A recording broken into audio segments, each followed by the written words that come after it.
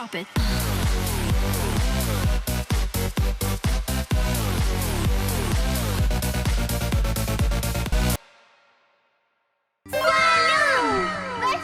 امروز اومدم پیشتون بعد از مدت‌های طولانی. چرا دارم اینو میگم؟ چون که یه مدتی نشد ویدیو بگیرم، داشتم جامو عوض میکردم و اینجور داستانا. واسه همین نمیدونم الان وبکم جاش خوبه نیست. امیدوارم که خوب باشه و شما هم به بزرگی خودتون ببخشید تا یه وبکم درست بگیرم که راحت بشیم. آره آقا، امروز قراره که با هم یه سری از شروورترین و چندش ترین غذاهای دنیا رو ببینیم که ببینیم چی میخورن. مثلا تو ایران که همه میگن کله پاچه خیلی بده و خب ببینیم مثلا توی دنیا کلا تو جای دیگه چیه. ولی حالا خودم به شخصه کله پاچه دوست ندارم ولی میخورم. خوشمزه صحبت نیست طعمش، ولی یکم بوش بده که حالا با دارچین و آبلیمو میشه حل و فصلش کرد. آره حالا بریم که ویدیو رو ببینیم با هم دیگه که ببینیم داستان اینا چیه و اینا. قبلش هم بگم این ویدیو رو ما داریم از یوتیوب کام الانگ میبینیم که لینک چنلشون هم واسهتون میذارم توی دیسکریپشن. اگه دوست داشتید برید ببینید ویدیوی دیگه شو اگه خوشتون اومد. آره لیتس گو بریم.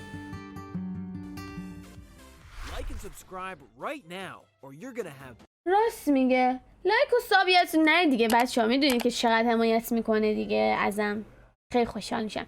اگه خوشتون اومد بنویسید تو کامنت ها دیگه، بازم از این ویدیوهای شروور بذاریم.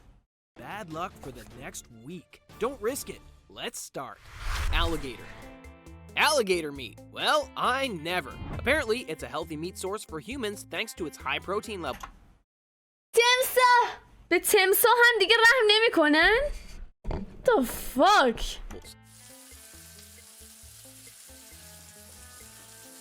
Some say it tastes quite mild and is rather firm in texture. In the USA, اصلا کلا من شنیدم حیواناتی که پوست خیلی سختی دارن گوشتشون خیلی خوشمزه است و نرم و مثلا خیلی بافت خوبی داره. مثلا خرچنگ من نخوردم ولی شنیدم مثلا چون خیلی پوستش سفته، دیدید که حالت لاکتوری داره، گوشتش خیلی خوشمزه و نرم و لطیف و ایناست. واسه همین خب اینم چون پوستش سفته حتما گوشت خیلی نرمی داره. حالا طعمش هیچ نظری ندارم راجبش. آره. it can be legally sourced from alligator farms, and you can even buy it in some grocery stores. You wouldn't want to mix that up with fish now, would you? Yikes. Some US companies process the tail of the نمیدونم یه جورایی مثل خب همین گاو میکشن آویزون میکنن، ولی خب چون ندیدیم زیاد اینو بخورن یکم واسه هم عجیبه. شاید سرمونه، وگرنه بنده خدا گاوم میکشن همین جوریه دیگه، چیکار کنیم. alligator and market it that way, and it's even made into pet food. Now, that's strange, right? Imagine feeding your dog alligator meat. No, thank you. Sure, it has a hefty غذای سگ، غذای حیوان هم درست میکنن باش. یعنی این گوشت هم خودشون میخورن هم میدن حیواناشون میخورن. وای حالم بد نشه. amount of nutrients, but it's still alligator. I don't think I could stomach it. Could you? Tarantula spiders in Cambodia. What the fuck؟ فقط نگاش کنید یا خدا.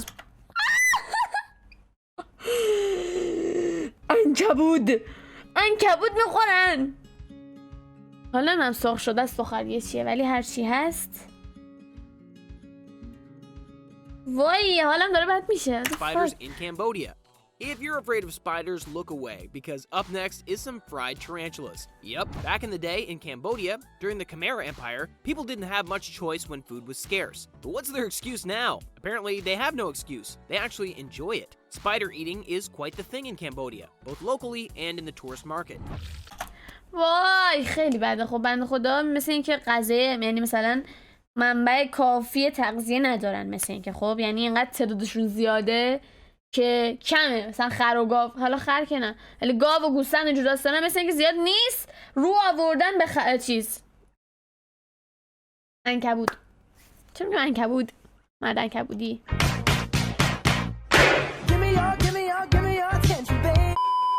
یعنی مثلا اگه خدایی نکرده 1% توی کشوری باشم که غذا کم باشه، ترجیح میدم فقط گل و گیاه بخورم، مثلا برگ درخت بخورم، چه میدونم مثلا سیب زمینی خام اینجور چیزا. مثلا سمت گوشت حیوانات نمیرم، اما بهتره که بمیرم از کم بوده مثلا ویتامینا، ولی نمیخورم اینجور چیزا. اما مثلا گوجه هرچی، مثل چی بود میگفت هی اسمش یادم رفت. جانم خودش زیبا. تو طبیعت برم از درختا میوه اینا بخورم، چیز نمیکنم. Shirako in Japan. Guys, this has got to be the strangest dish in the world. Shirako, aka fish semen. Yep, I'm not joking. This white paste may look like mayonnaise, but do not be deceived. این چیه؟ این چی بود؟ دلروده ماهی بود؟ چی؟ You've been warned. In Japan, they serve it on top of rice or fry it in a tempura batter. Word on the street is that it has a rich texture and a sea-like taste. Yeah, I'm sure it does. But I'll never be trying it. Sure, we eat fish eggs, so چرا دارن خام میخورنش؟ چرا دارن نمیپزنش؟ why not fish semen, right? It's often referred to as fish milt, and in Sicily, tuna milt is fairly common.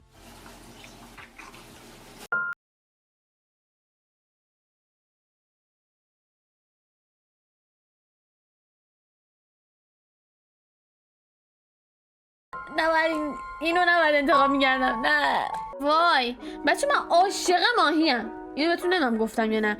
کلا عاشق غذای دریایی ام. هر چی من تا حالا غذای دریایی امتحان کردم دوست داشتم. ماهی، میگو، همین دوتا رو امتحان کردم.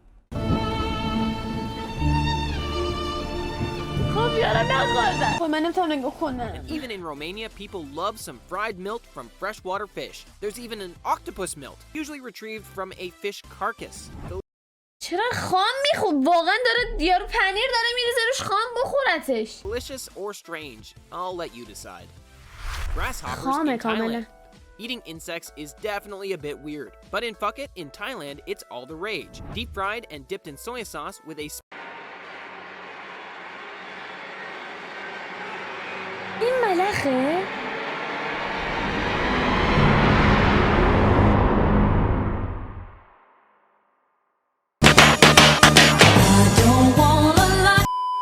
یه مدت ملخ ها حمله کرده بودن به ایران که کلی ملخ اومده بود توی کشورمون. یعنی ملخ ها مثلا من کلا تو کل عمرم 2 بار مثلا رفته باشیم شمال، نه 2 بار نرفتیم زیاده، مثلا 2 بار حالا تو شمال ملخ دیده باشم.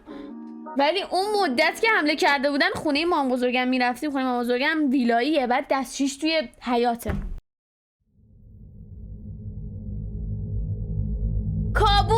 کابوس من بود. یعنی شبا که حاضر بودم بترکم ولی نرم دستشویی هیچ وقت.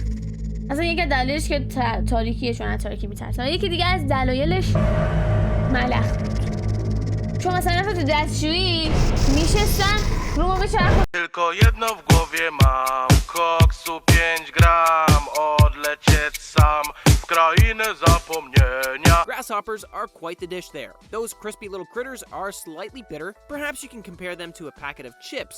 Except, wait, you can't, No, because it's they're chips. grasshoppers. Balut. What's a balut, I hear you ask? To put it simply, it's a fertilized bird egg, usually a duck egg that's incubated for up to 21 days and then boiled or steamed. It's a typical street food delicacy in the Philippines and can even خب چرا این کارو میکنید آقا؟ تخم مرغی که دارید، همون موقع که جوجو نداره بخورید دیگه. میذارن جوجوش بزرگ شه بعد میخورن. خب این دیگه واقعا مرضه دیگه. این دیگه واقعا خدازاریه دیگه. این چه کاریه؟ اصلا بگم مرد مومن، ولی خب شاید مومن نیستن، من نمیدونم. وقتی توی تخم مرغ همینجوری بخورید، سرخ کنید، خوشمزه، چرا بعد همچین کاری کنید؟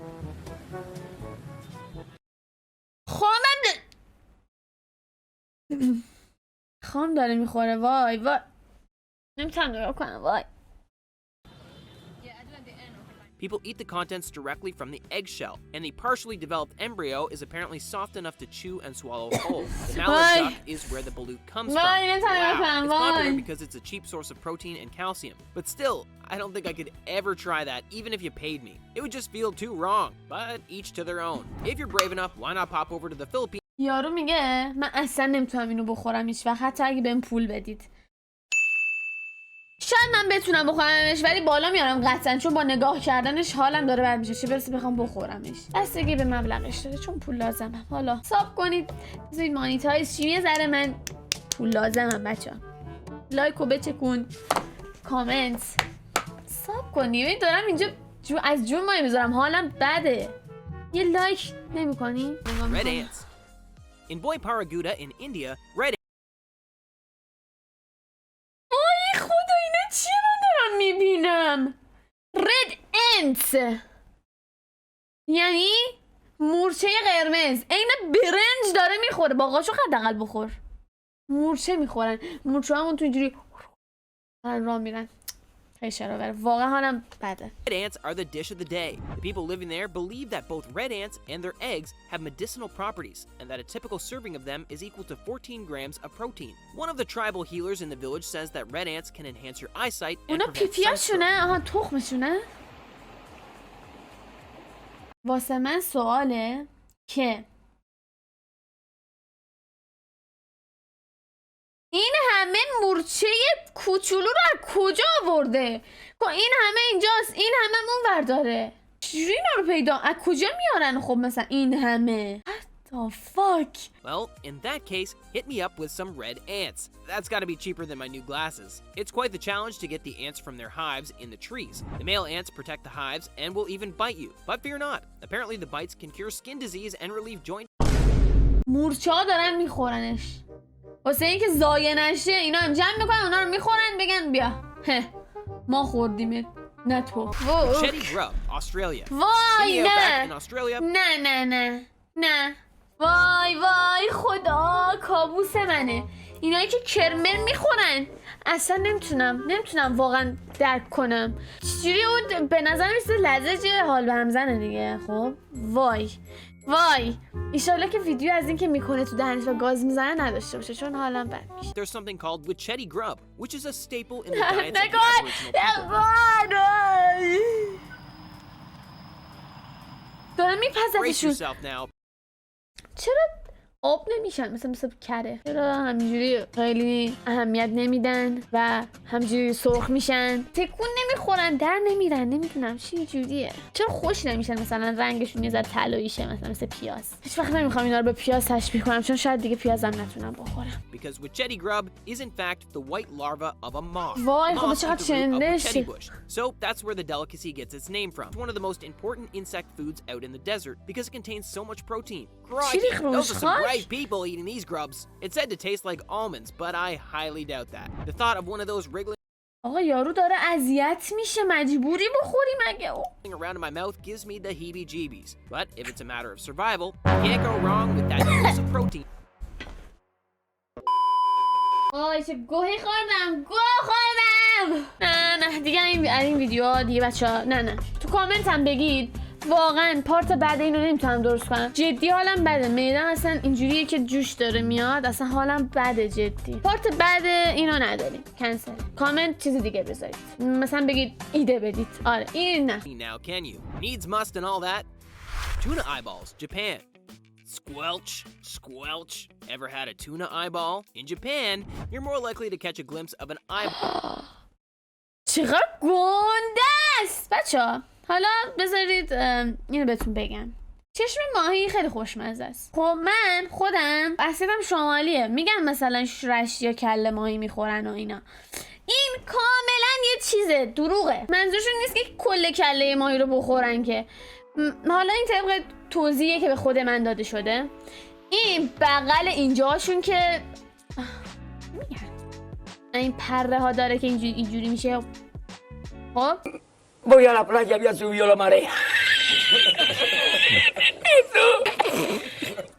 از اون بغلش یعنی مثلا کله ماهی رو که قطع میکنن اینجاش یه سری گوشت هست دیگه. میگن گوشتای اینجا خیلی لذیذ و خوب. منم خوردم خوشمزه است. اونو میخورن به نظرم رشتیا، بقیه‌شو نمیخورن که. چی مثلا میخواد دندوناشو بخوره، چیشو بخوره، ولی من به شخصه چششو میخورم. خیلی باحاله. اینجوری کلهشو میگیرم دستم میگم تو چشش در میارم میخورم. چیز باحالیه جدی، بد نیست. من خوشم میاد از چشش. فقط اون مردمه که چشش خیلی سفته نمیشه خورد، یا باید قورت بدی یا در بیاری. امیدوارم که جدی بد نیست، جدی میگم خوشمزه است. حالا قضاوت نکنید منو، خوبه بد نیست. و اما این دیگه ماهی انقدر چشش انقدر، نمیدونم این خوشمزه باشه یا نه. ولی چشم ماهی کوچولو مثلا ماهی انقدی چشش انقدر اون خوبه، ولی اینکه چش انقدر باشه من نظری ندارم. که هم چندش آخه انقدر گنده، اون کوچولو نمیبینی چیزی، ظاهرش خوب نیست ولی خوشمزه است. بزرگه این، نمیدونم خوشمزه است یا نه. Japanese chefs serve up tuna eyeballs as a bar snack. آخه نکن درستم نمیپزنش، انقدر خامطوره. اون چشمی که من میخورم قشنگ سرخ شده، کله چشم آماده است خوردن. Or a little appetizer before your main. Braised lightly in some soy sauce or sautéed with ginger and sesame oil, people can't get enough. Chewy and gelatinous, with a rather bland taste is how they best describe it. I don't know about you, but the thought of walking into a bar, or an izakaya as they're known in Japan, and getting served up a... اینو ببین، همین الان ماهی رو گرفته داره میخورتش.